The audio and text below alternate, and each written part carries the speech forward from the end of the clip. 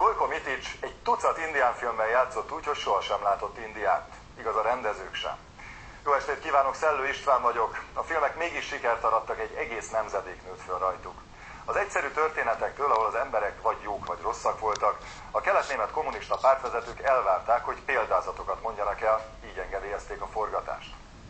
Gojko Mitić úgy érzi, a filmekkel igazságot szolgáltat az indiánoknak.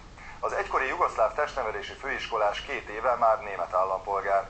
Azért váltott állampolgárságot, mert nehezen viselte, hogy szerb útlevele miatt állandóan gondja van a határon. A belgrádi Csingacsguk egyedül él Potsdam melletti tóparti otthonába, nem enged be sápadt arcúakat. Lász Sándor riportfilmje következik.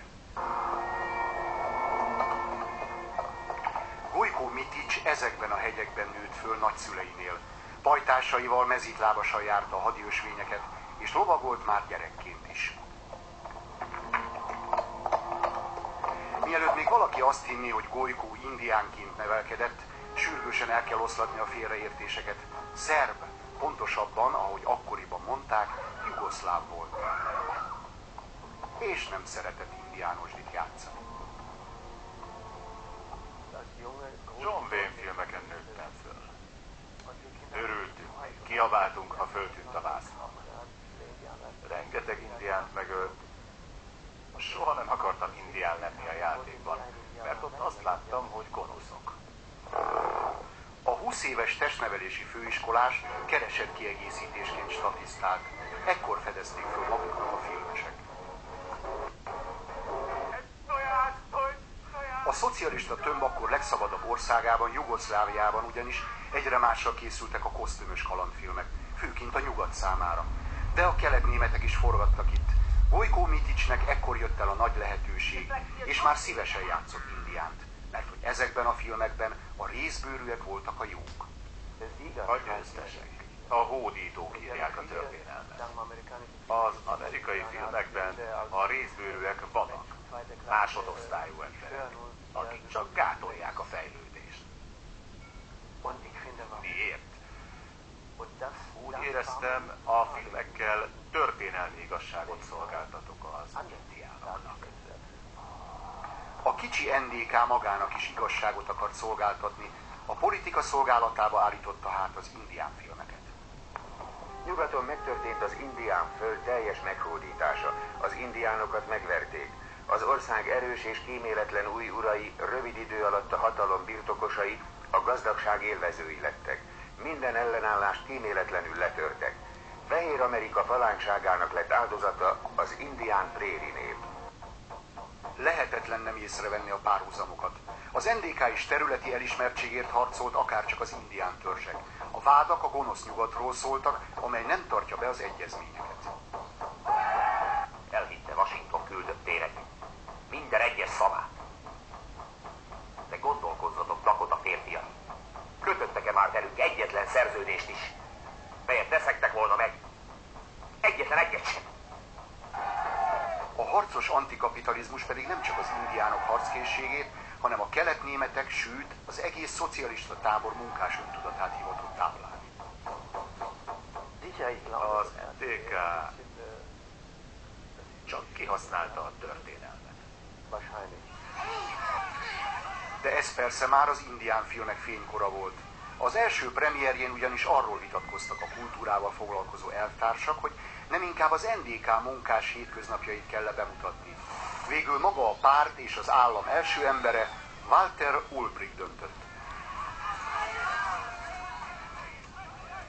Végül Ulbricht magához érette a filmet. Walter Ulbricht, mert hallotta, hogy rengetegen megnézik. Kíváncsi lett rá. Megnézte és kappa hangján azt mondta. Így tovább, így tovább.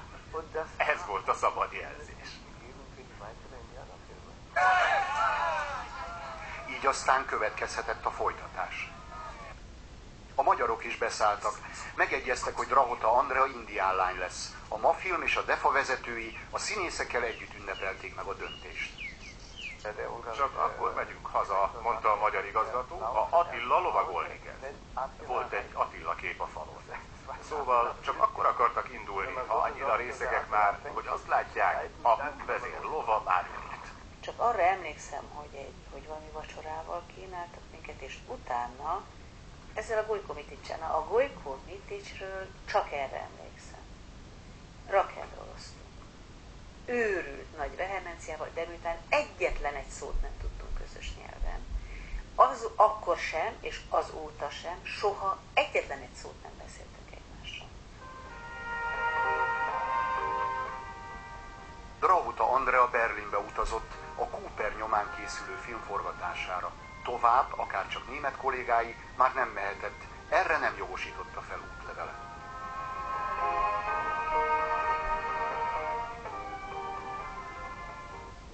Gojko Miticset, aki akkor már hivatásos indián főnök volt, nem tartotta vissza a határ. Ellentétben NDK-s és magyar színésztársaival bármikor szabadon mehetett nyugatra, jugoszláv útlevele oda is érvényes volt. Gyakran kértek meg a kollégák, hogy vigyek át valamit. Vagy a Nyugat-Berlinben élő, a nagynényüktől, a nagymamájuktól kellett áthoznom egy kis csomagot. Volt, hogy csak azért mentem át, hogy szívességet tegyek valakinek. Drahota Andrea azt mondja, az akkor forgatott film nem volt jó. Magyarországon be sem mutatták. Magára a forgatásra nem is emlékszik, csak az ottani körülményekre. Sokkal jobb volt, mint nálunk az élet. Nekem akkor picike babám volt, a lányom picike baba volt, és én ott vásároltam csodálatos, itthon álmomban nem látott szépségű, nyilvánvalóan ócskaságok voltak, babaholmikat.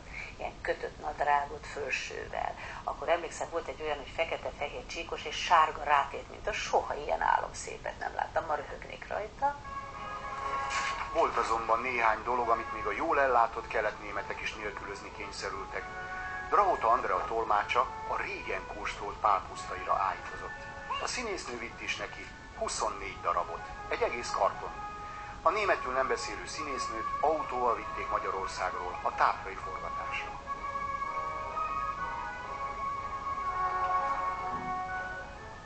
Jó becsomagoltam persze, beraktam a bőröndömbe. És mentünk 3 órát már, amikor a sofőrök ájuldozni kezdtek. De én nem beszéltem németül, ők nem tudtak semmilyen más európai nyelven. Nem tudtam megmondani nekik, meg őrülten szégyenkeztem. A kocsit 3-szor szétszedték, hogy ez az őrült, döglött, bűzlő kutya mitől, vagy mi ez. És annyira szégyeltem magam, hogy elvittem az Ibi Steinbergernek, és megettem mind a 24 darabot hosszú idő alatt. Ezt a jelenetet 20-szor vették föl. Az antinikotinista Gojko Mitics állandóan köhögő rohamot kapott a békepipától. A füst helyett csak a forró levegő. Borzalmas volt. Eldobtam a pipát, mert köhögő rohamot kaptam. A rendező meg kiabált. Szívd rendesen! Szívni kell azt! Szívd! Végül sikerült elszívni a békepipát, de csak a filmen. Azt állítja az NDK-ban létező úgynevezett reális szocializmussal igazi békét soha nem kötött. Politikai szerepet sem vállalt.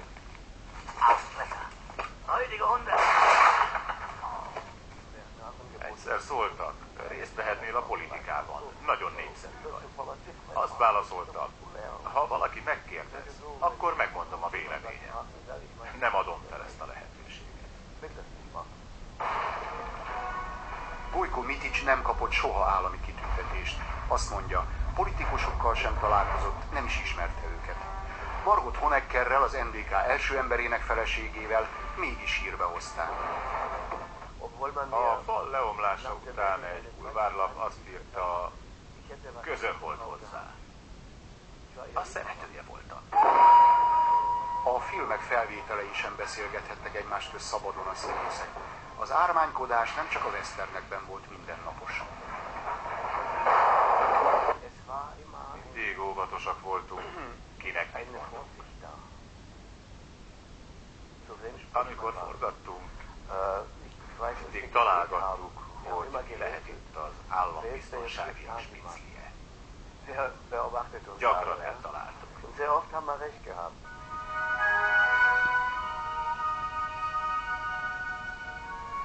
Drahota Andrea nem égette föl maga mögött a hidat, ha elmondta véleményét. csak magyarul a már barátnőjévé lett tolmáccsal beszélgetett, de védett is volt. Bennünket előzőleg már leellenőriztek, nem úgy, hogy mi ott voltunk, hanem ugye papírokat, meg mindent, hogy mondja, mint egy diplomata küldöttség, mi úgy szerepeltünk. A megfigyelések és a cenzúra ellenére a filmgyártás rendben folyt. Jobban működött, mint általában az NDK gazdaság. Minden ment a maga útján. A filmgyárban nem volt elgazdálkodás. Ha egy filmet engedélyeztek, akkor az el is készült. Az biztos. Honecker 1989-ben azt ígérte, hogy a berlini fal még 100 évig állni fog.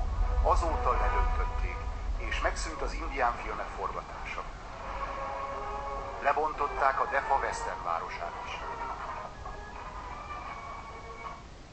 Csupán néhány kellék maradt meg a jelmeztárban. Toldísz és indián felszerelés, amelyeket az egykor hippi körökben oly divatos műanyaggyöngyökkel hímeztek ki. Semmi sem volt valódi. Még Gojko Mitics is parókát viselt. Hangja sem volt a sajátja.